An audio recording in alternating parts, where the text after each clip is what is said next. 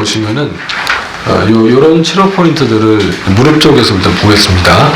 발과 연계돼서 발을 잘 해줘야 되겠지만은 무릎 쪽을 먼저 치료 포인트들 살펴보자면은 자, 슬개 대퇴사두근이 부착되어 있는 부분, 여기 부분들 되게 연세가 많은 분들이 주로 이쪽으로 많이 발생을 합니다. 그래서 그리고 이제 실제 문제가 있는 부분은 이렇게 스킨을 만져보면은 이렇게 좀 오돌토돌해갖고 밑에 막 결절 같은 게 마치 있는 것처럼 오돌토돌한 느낌을 받을 수가 있습니다.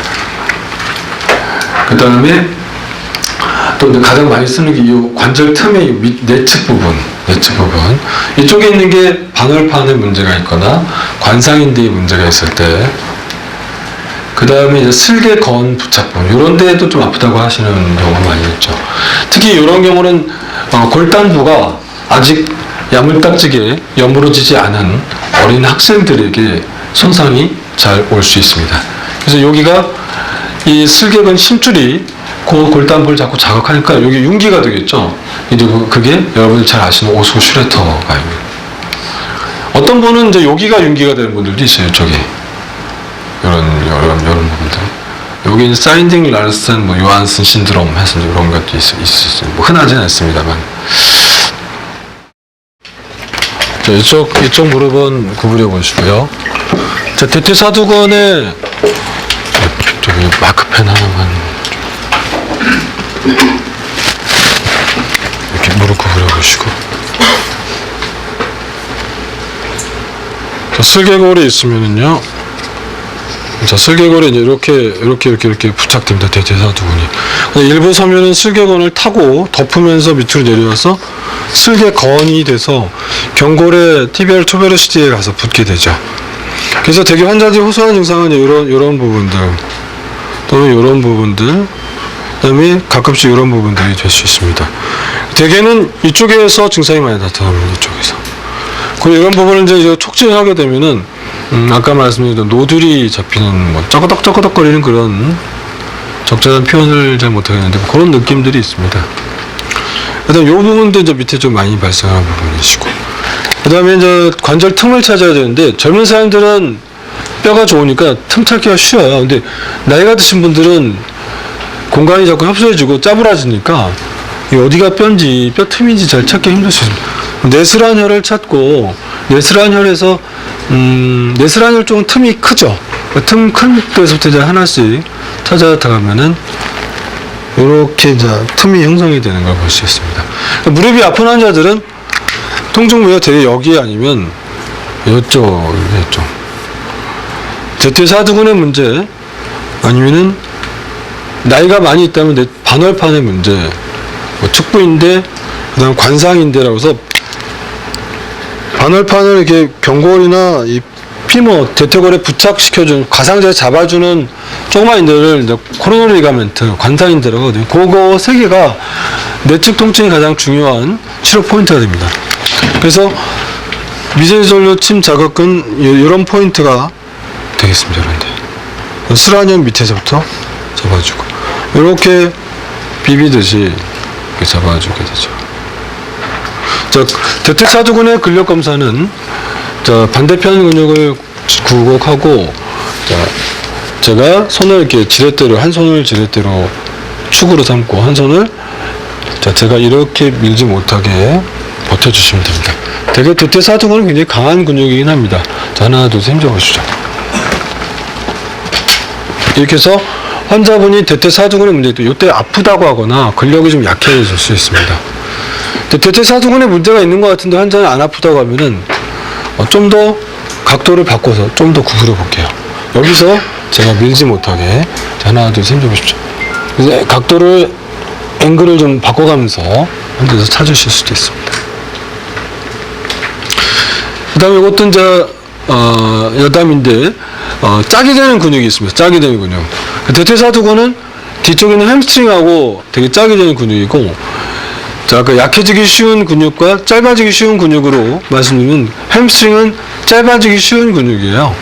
근데 햄스트링이 짧아지는 경직도가 도를 지나치면은 햄스트링이 짧아졌다는 얘기는 반대측에 있는 대퇴사두근은 계속 이니비션, 억제성 신호를 계속 보내고 있다라는 그런 얘기가 되겠죠.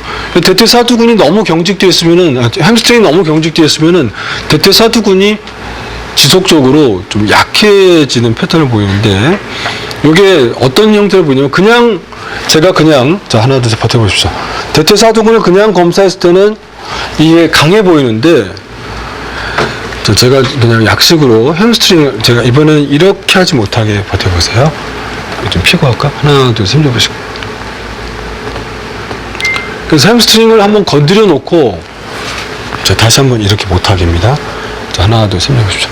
자, 이렇게 했을 때, 대퇴사두근이 아까보다 약해지면은, 햄스트링을 한번 건드려 놓으면은, 그 햄스트링의 단축된 정도가, 긴장된 정도가 대퇴사두근을 더 억제를 시켜버려서, 햄스트링 근육을 검사한 뒤에 바로 대퇴사두근을 검사하면 그때 약해지는 경우가 있을 수 있습니다. 그때는 치료 포인트가 대퇴사두근이 문제가 아니라 프라이머리한 문제는 이 햄스트링을 치료해 줘야 되죠. 햄스트링 어떻게 치료하냐면은, 자, 힘 빼시고요. 프렉션 시킨 상태에서 미세침 치료기를 햄스트링의 근복부에다 대고 가볍게 자극을, 요건 이렇게 활주를 안 하셔도 됩니다. 그냥 근복부에다만 대고, 여기다만 대고, 이렇게 자극을.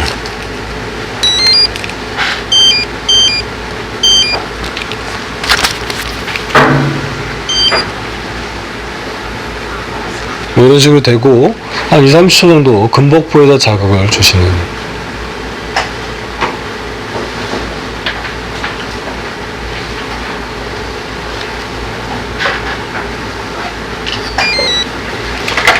그럼 여기 이제 AK에서 나온 개념인데요. 아니면은 요 햄스트링의 근복부를 이렇게 압착시키는 방법이죠.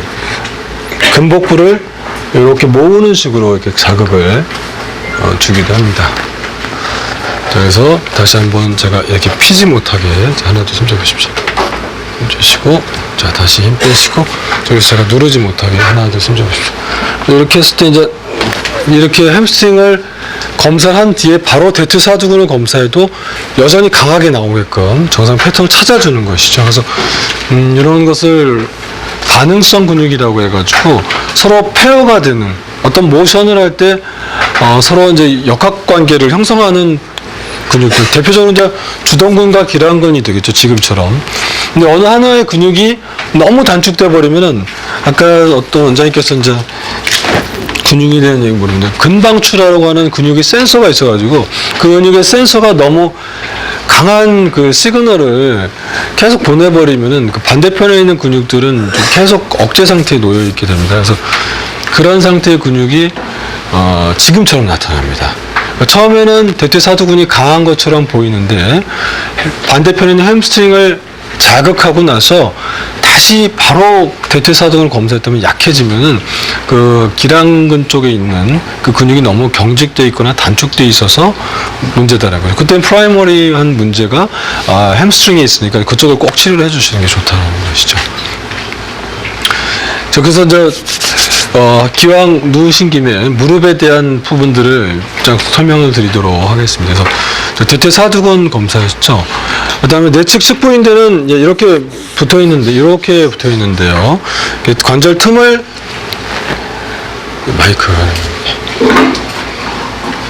관절 틈을 내스란혈에서 손가락으로 이제 틈을 찾아가다 보면은, 약간 뒤쪽으로 가면 이제 이 수직으로 뻗어있는 어떤 구조물을 만나게 됩니다. 그게 이제 내측 측부인대에 해당이 되고, 나이가 드시면서 굉장히 약해지게 되는 이제 흔한 구조물 중에 하나입니다.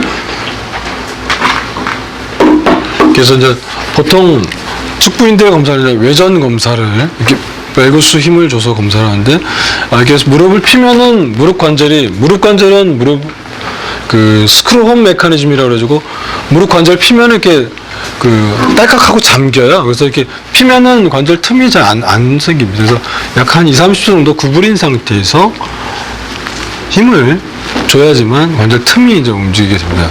그래서 이때 내측 측부인대에 문제가 있으면은 이런 데 아프다고 하죠.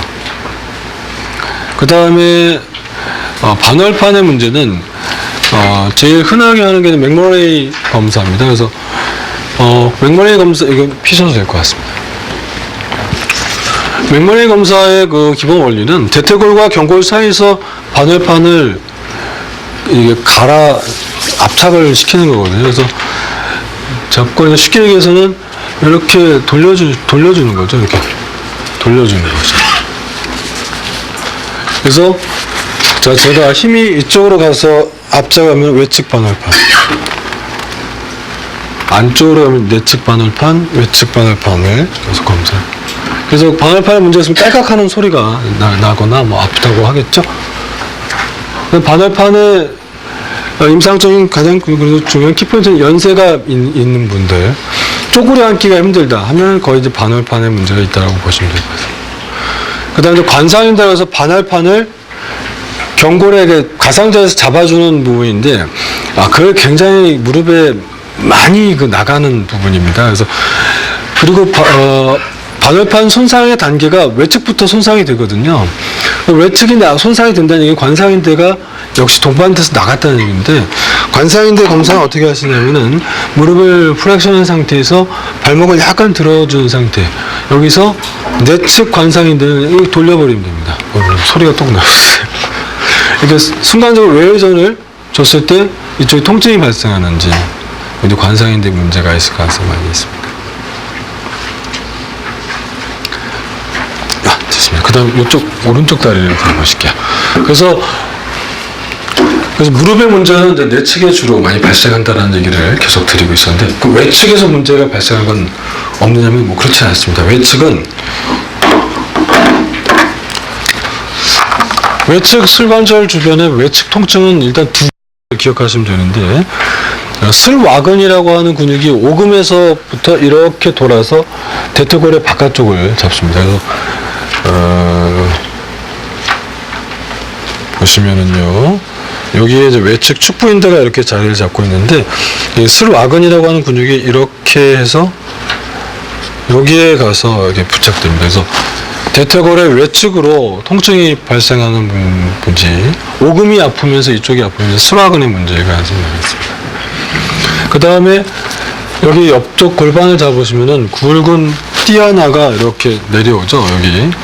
그게 이제 이게 대퇴근막 장근과 대둔근의 심줄이 합쳐져서 일리오 티비알 밴드라고 하는 걸 해서 이렇게 내려갑니다. 이게 쭉 내려오면은 다시 무릎 쭉 내려오시면은 이 부분에 가서 대략 요 부분이 되겠는데요. 이게 경골의 거디 결절이라고 하는 부분에다가 여기 있습니다. 그래서 양릉천에서 좀 위로 올라오는 부분이라고 생각하십니다. 그래서 이쪽에 무릎 외측 통증은 대부분 여기 이쪽에서 주로 많이 발생하게 되죠.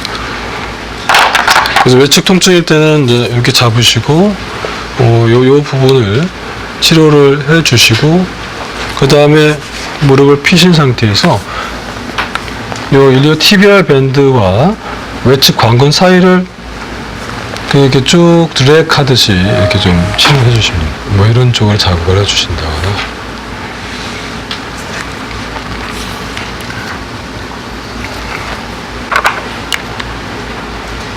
네, 됐습니다. 내려오셔도 될 것 같고요. 다시 슬라이드를 보도록 하겠습니다.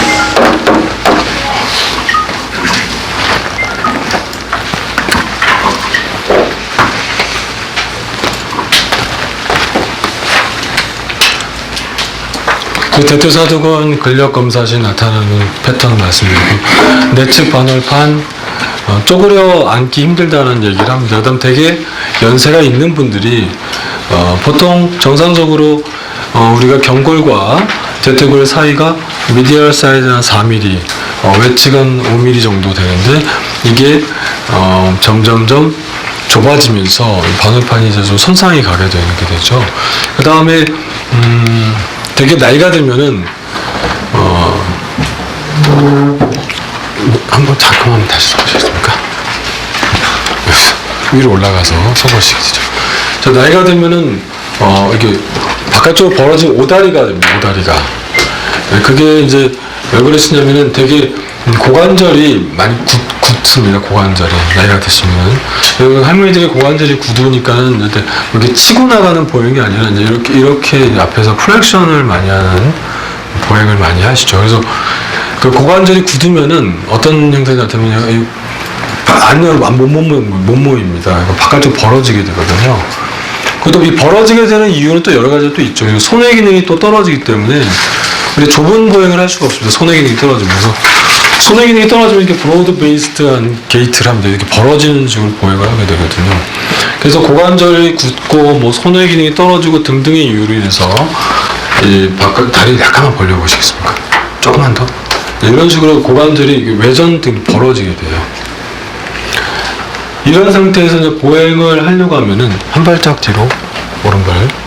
이 넓어진 발이 이게 넓게 볼때된 발이 이제 약간 띄어가지고 앞쪽으로 살짝 이게 발이 벌어진 상태에서 보행을 하려고 하면은 이게 더 안으로 이렇게 들어와야 되는 모션을 많이 취하게 됩니다. 그래서 제가 이제 할머니들 발이 벌어진 상태에서 걷게 되면 이런 식으로 보행을 하게 됩니다. 그래서 그 미디얼 사이드의 방울판이 빨리 닳게 됩니다. 빨리.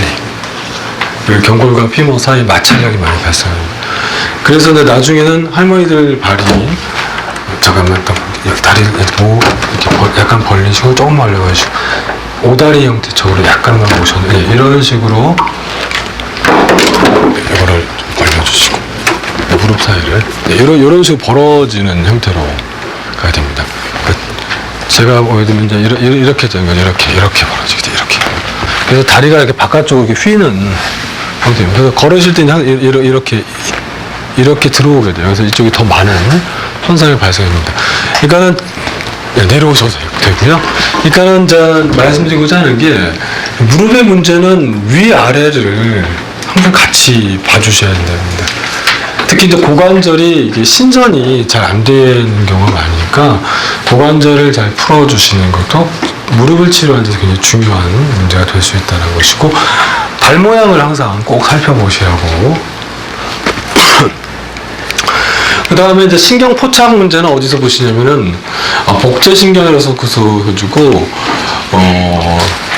이 사타구니 하지 쪽의 신경 포착은 중요한 요인이 몇 군데 있습니다.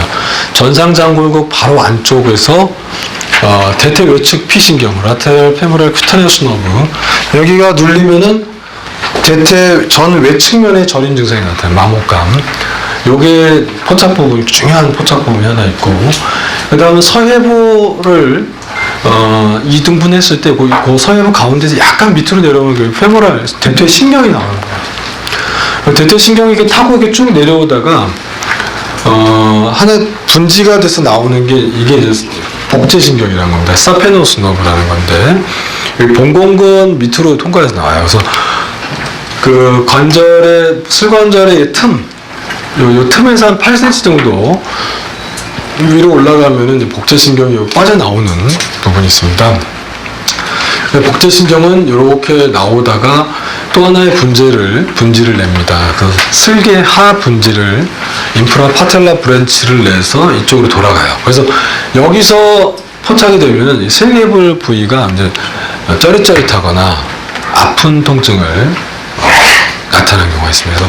그래서 이 부분도 중요한 치료 포인트가 되고 환자가 얘기하는 증상은 아픈데 묵직한 아픔보다는 좀 샤프한, 예리한 또는 쩌릿쩌릿한, 전기 온 듯한 그런 증상 등을 호소하면 이제 복제신경 너브 엔트랩먼트를 생각해 보실 수 있다라고